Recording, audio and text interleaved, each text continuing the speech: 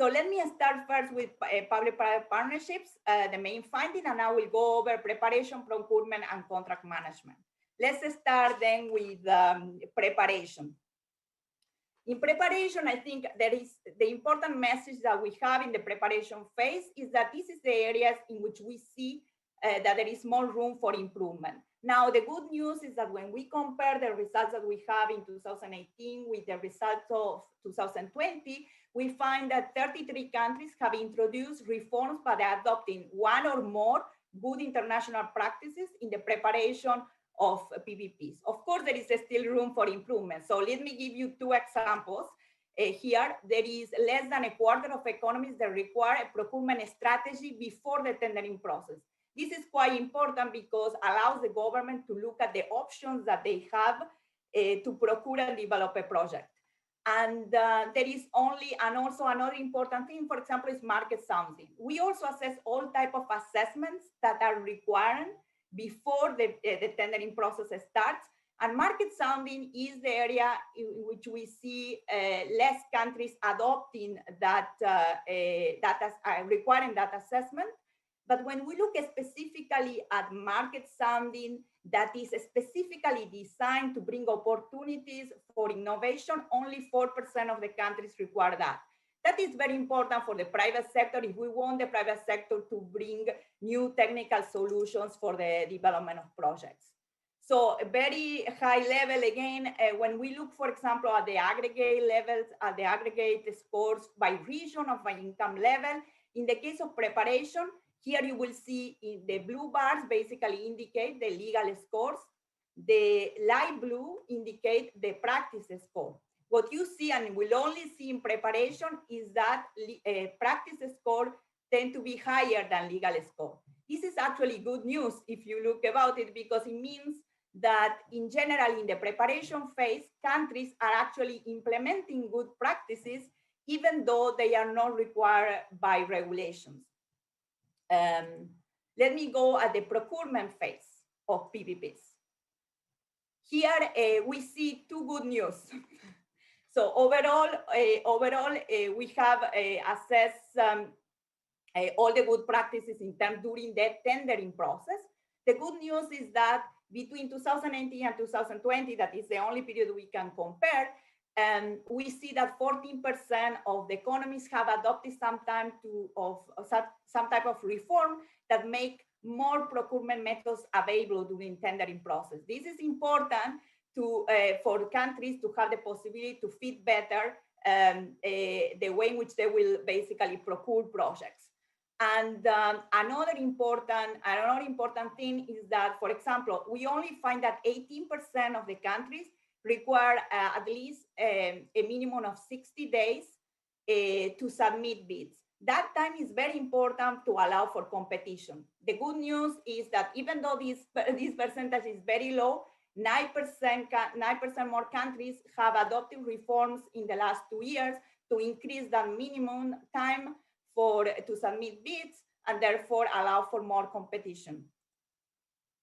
If we look at overall trends in geographical trends and income trends, what you will observe here is that in the case of procurement, the practice scores or the implementation scores are lower than the regulatory scores. And that gap is much bigger for low-income countries. What it means is basically that especially low-income countries face major challenges in the implementing the regulatory requirements. Now let's go to PPP contract management. So it's the phase basically after you sign the contract and now you need to monitor and manage that contract. What we find is that we review basically 18 international good practices, and more than half of the countries that we review adopted at least 14 of those good practices. The problem that we see is that still we see some problems in disclosure of performance information. If you look at this graph, only 16% of the economies require that the performance information during the operation phase is published online, and only 13% require that the performance information during the construction phase is published online. So what do we see in terms of trends on contract management? Contract management is the area in which we see in general higher scores overall, and still there is a gap between legal scores and practice score. So still we see, except for the case of East Asia, in general countries basically face some challenges in terms of the implementation of those regulations. So let me conclude with some main trends that we observe, and probably your take-home messages is that when we see, we see is that something that is not surprising for anybody, the higher the income level, the better the performance. I think this is what we all probably expected ex ante. The important information that we have here is that preparation is the area in which we see more room for improvement across income levels and in both PPPs and traditional public investments. The other message is that, and here we compare basically, as I said, we have 40 countries in which we do the pilot for traditional public investment, and we also have PPP, so these 40 country overlaps. When we compare these 40 countries, what we find is that obviously PPP, we know for the information before, that is the area that require more improvement.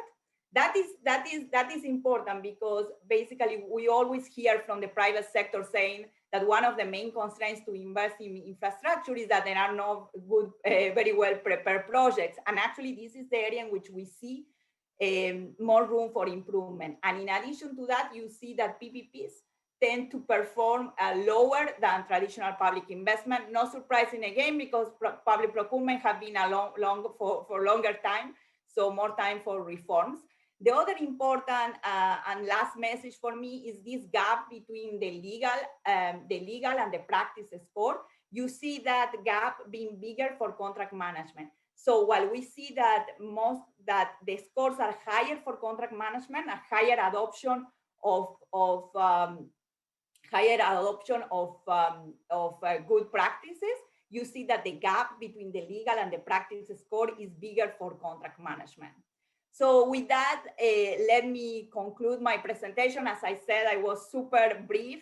I hope the participants can go to a website. It's an interactive website, and you can actually go and enter all the information about, you can get the whole survey, the regulatory basis for all the answers. You can check your country, compare with others, and I hope you find them very useful. Thank you very much, and back to you, Nancy. Thank you.